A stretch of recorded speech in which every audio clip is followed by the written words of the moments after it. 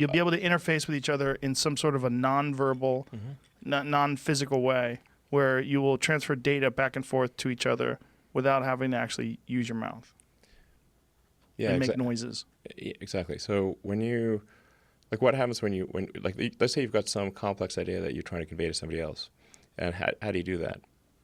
Well, your brain spends a lot of effort compressing a complex concept into words, and there's a lot of loss, information loss that occurs when compressing a complex concept into words.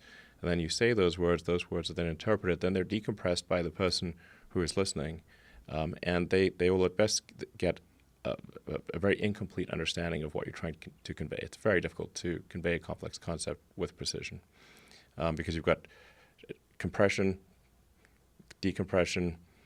You may not even have heard all the words correctly, and so communication is difficult. What we have here is a failure to communicate. Cool Aunt Luke. Yes, and there's a great movie. Yeah, great movie. And there's an interpretation factor too. Like, you can choose to interpret certain series of words in different ways, and they're dependent upon tone, dependent upon social cues, even facial expressions, sarcasm. There's a lot of variables. Sarcasm is difficult. Yes. Yeah. And so one of the things that I've said is like that there could be potentially a universal language that's created through computers that particularly young kids would pick up very quickly.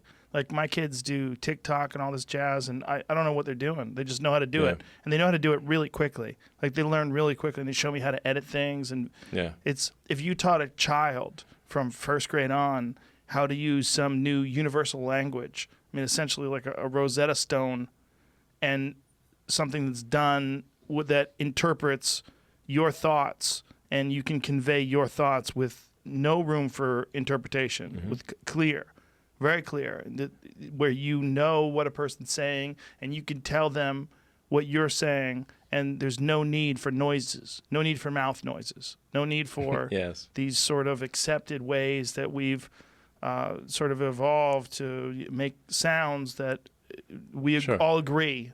We, through our cultural dictionary, and we agree, or certain, we could bypass all that. Yeah, I mean, you can still do it for fun, sentimental reasons, right? Like campfires. Yeah, exactly.